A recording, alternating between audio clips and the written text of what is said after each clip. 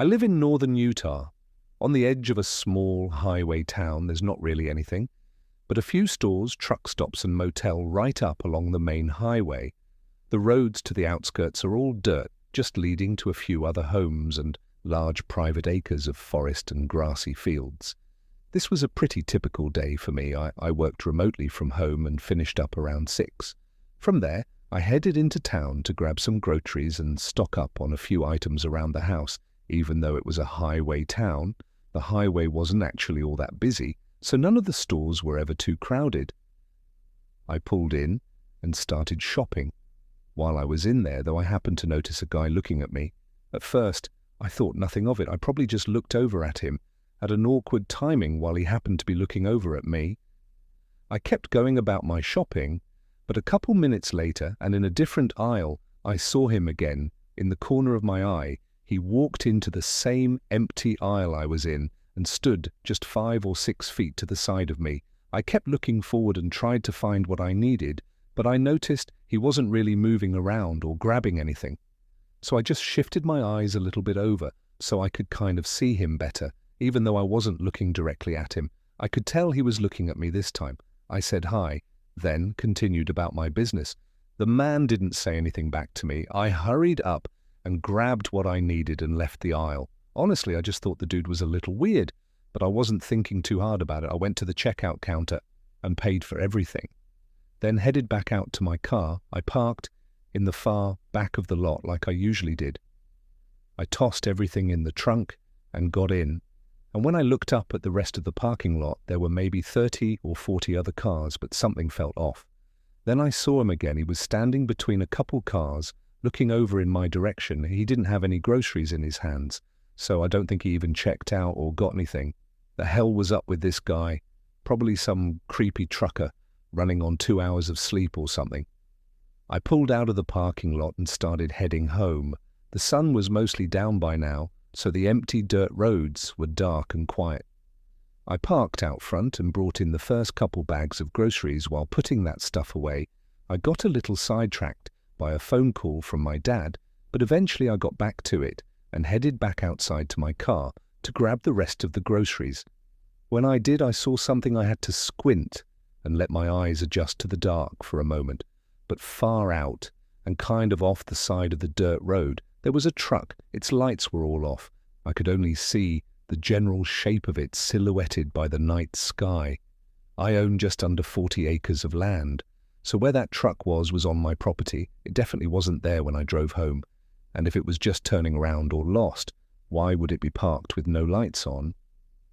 I slowly walked up to my car and got my groceries out, keeping an eye on the truck. The entire time, the best possibility I could think of was that it could be just some regular driver that pulled off the highway and thought that this empty land would be a good place to sleep instead of paying for a motel. Even though it was on my property, I wasn't going to make a fuss if I didn't have to. You never know who could be in there or what they might do. I went back inside after tossing the groceries away. I opened up the curtains on the front of the house just so I could keep an eye out there over time. Say the next hour or so, I felt less and less nervous about it and thought that it was almost surely a driver, sleeping still strange but harmless. I spent another hour in the living room watching a show and never saw the truck move. It was getting late, so I closed the curtains and went upstairs to get in bed. I think I fell asleep pretty quickly. However, in the middle of the night, I woke up having to use the restroom. I never checked the time, but I think it was probably 2 or 3 a.m. I got up half asleep and walked across the bedroom floor and into the hallway where the bathroom was. As soon as I opened the door, I heard a creak downstairs. I'd never heard that happen before. I listened for a second, then closed and reopened the door to see if it happened again, but it didn't. I walked to the end of the hallway and looked down the stairs. It was all dark down there, only a small amount of moonlight coming in from the kitchen windows. But there was something in that downstairs hallway. I could see a shadow moving ever so slightly on the side of the wall. I couldn't tell if it was actually in the hallway or maybe outside the back door, and the shadow was just reflecting onto the wall. But I immediately felt my heart pumping. I quietly backed up and went back into my room.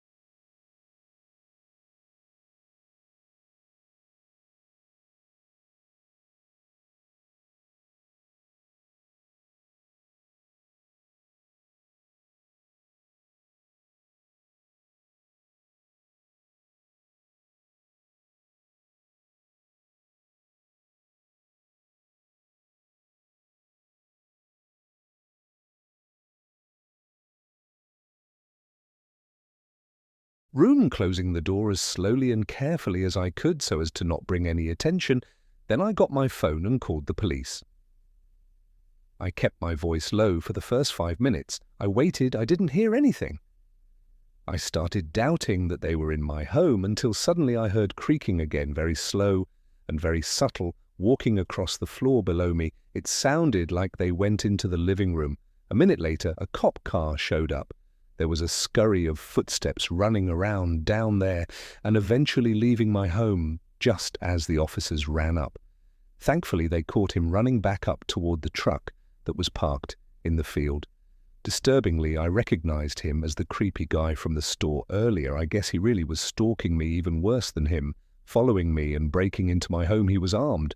The guy claimed he was just trying to rob me, but from the looks of it, it seemed way more personal than that. And I don't know how long he was inside my home for, but he never took anything. He didn't even have a backpack to take anything with. Plus, he knew I was home. He probably was watching me from somewhere outside all night. What he really would have done is better left unknown. This was during a road trip. Last summer, I was taking a long route home from visiting a few relatives, so I was driving about 4 hours each day to a different destination. This was after my last stop. Everything left on the last 8 hours of driving home was just empty woods. As far as I knew, there was another city I wanted to stop at, but it was just too far out of the way for me to justify stopping there. From my previous stop, I left at 6 p.m. to get to my final Airbnb that I had booked at a cabin about 2 hours away. It happened to be on the route home, so that's why I went with it. I figured it'd be better than whatever cheap and crappy motel there was along the road. Where I was, the landscape was pretty flat, but there were a decent amount of trees scattered around. When I pulled up to the cabin, it was clear they had planted a row of large pine trees perfectly in a line at the front of the cabin, with the gravel driveway going through the middle. Honestly, the outside of it mixed with the landscape was a little bit spooky. I parked and unlocked the padlock with the code I had emailed from the host. Despite the outside on the inside, the cabin looked newly renovated, probably to be an Airbnb, but it was really nice, small but cozy. I didn't unpack much, since I'd only be there for the night. I sat at the table and ate a meal I'd picked up from a drive-through, but only 10 minutes after I'd gotten settled in, there was a knock at the door. It startled me because I never heard a car pull up or anyone walking outside. I got up and answered the door. There was a man looking about 40-ish, with a grey and black beard and shaved head. I was just stopping by to make sure you got in, and everything was good, he said, with a smile, knowing it was just the host. Now I said I was good, and it was all great. I then said good night and shut the door. I thought it was a bit strange. He showed up unannounced just to ask if I was okay, but I thought he must have lived close by, or maybe even on the other side of the property or something. Also, it's worth mentioning that the guy had an unusually strong odor coming from him. It smelled like maybe he'd been working out in a field all day. I just found it a bit odd as well. I went back to the table and finished eating, then took a shower to wind down for the night. I was only in there for maybe 5 minutes before feeling tired enough and just wanting to lay in bed already. I dried off and hopped in bed, staying on my phone for a little bit. When there was another knock at the front door, this one scared me just as much as the first time, because again, I never heard a car pull up or anyone walking outside. It had to be the host again, but why? And so soon after he just came over, immediately I knew this was odd, and I felt really uncomfortable. I checked my phone, and of course there was no text or call from him. I slowly walked into the main room, hearing him knock several more times. I wasn't sure if I wanted to answer the door or not, but I ended up just calling out from the other side and asking what he needed. He stopped knocking. "Can you open the door, please? I just wanted to ask you one more thing. I'll be quick." I promise I didn't respond for a few seconds because I honestly didn't know what to say. In those few seconds, he must have gotten impatient because he knocked on the door again and asked if I could open it. I said it was late and I wasn't in the mood, so if there wasn't an emergency, then I'd like to be left alone. He took a long time to answer. After that, the silence was really eerie. Once it reached a whole minute, it was even more so. I didn't hear him walk away, so was he just standing out there,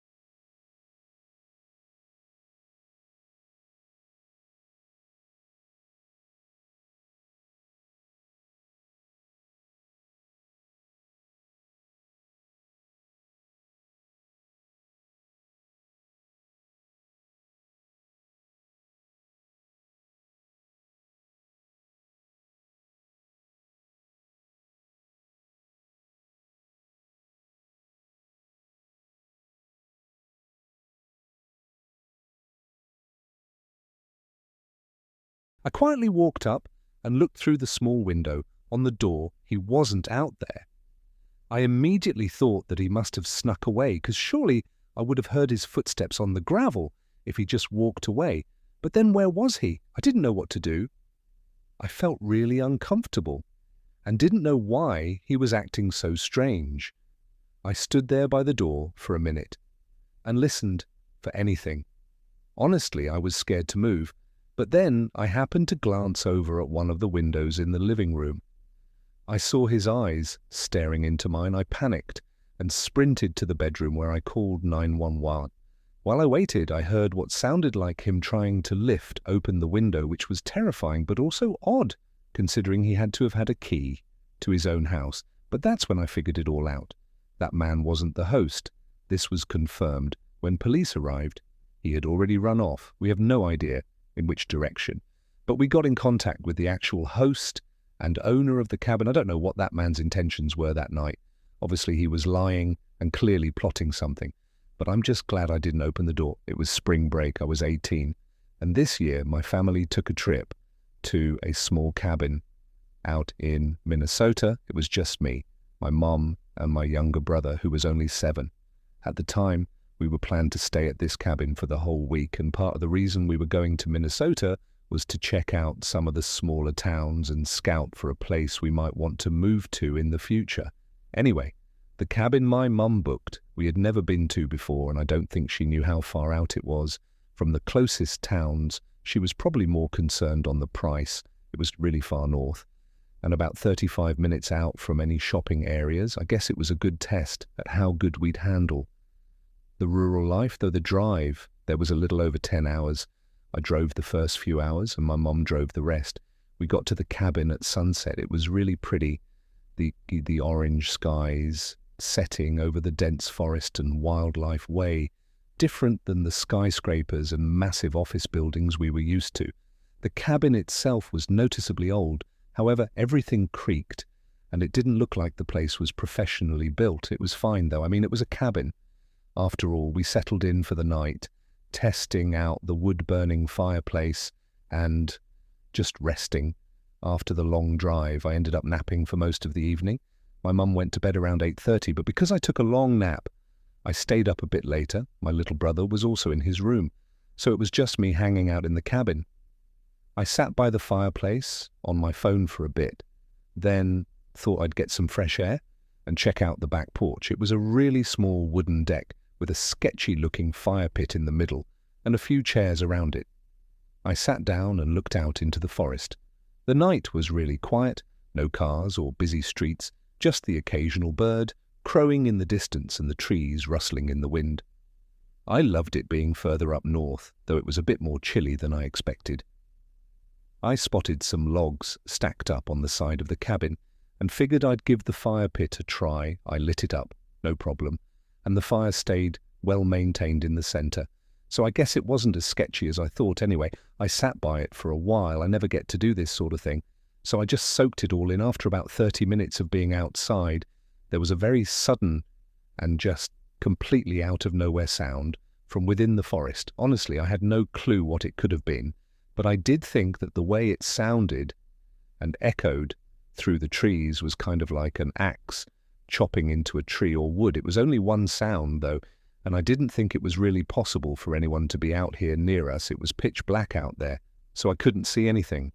But whatever it was, it sounded pretty close. As I stayed out there for the next 5 minutes, after hearing the sound, I felt my nerves building up a little bit, just this uneasy feeling that ruined the peacefulness from before. I ended up snuffing out the fire pit and heading back into the cabin. From the sounds of it, my mum and brother were asleep already. I still wasn't all that tired, though. I don't know if it was still from the long nap, or maybe the sound I heard waking me up, but I still didn't really feel like going to bed yet. I stayed up in the living room on my phone. I had some movies downloaded, so I didn't have to worry about Wi-Fi, only 15 or so minutes in. I heard something. I paused the movie and listened. I wasn't sure if it was the cabin creaking from someone waking up or walking around in their room, or maybe just wind hitting the walls. It gave me that uneasy feeling again. though I wasn't used to being in this kind of environment. So I think that's why I got so easily unnerved. It was only a minute later that I heard it again, though this time it was from the opposite end of the cabin, not where the bedrooms were. It was from outside the wall just next to me. The only thing, there was a window. I leaned a little closer and listened, just when I thought I might be hearing something. A loud sequence of knocks shook the front door. It vibrated across the wooden walls. I froze up for a moment, then heard my mum get out of bed and hurry into the hallway asking what that was. I was standing up at this point knowing something was wrong, but told her someone was at the door. I could tell she was pretty frightened too. She immediately went back to get her phone and call 911 because there was no reason for anyone to be banging on our cabin door in the middle of nowhere.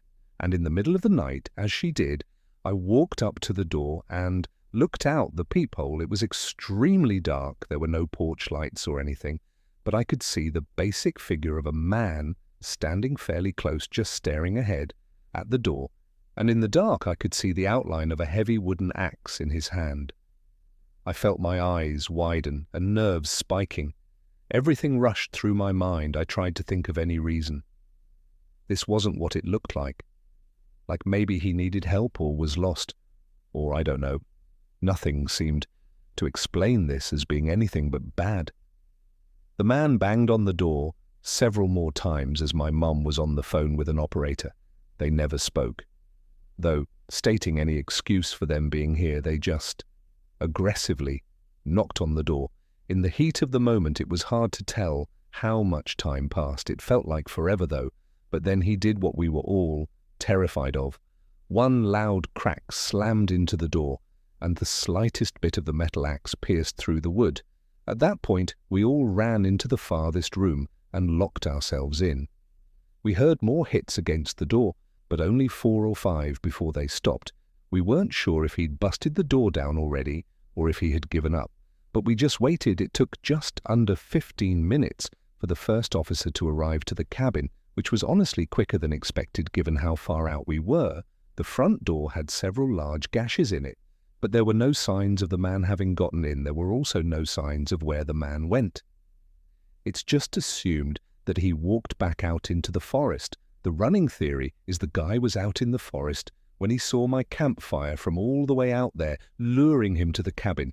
It doesn't explain what he was doing out there at night with an axe or why he came up to the cabin. But there's not really any way to know those things without him being caught and questioned. We obviously didn't stay there any longer. In case you were wondering, we didn't end up moving there either.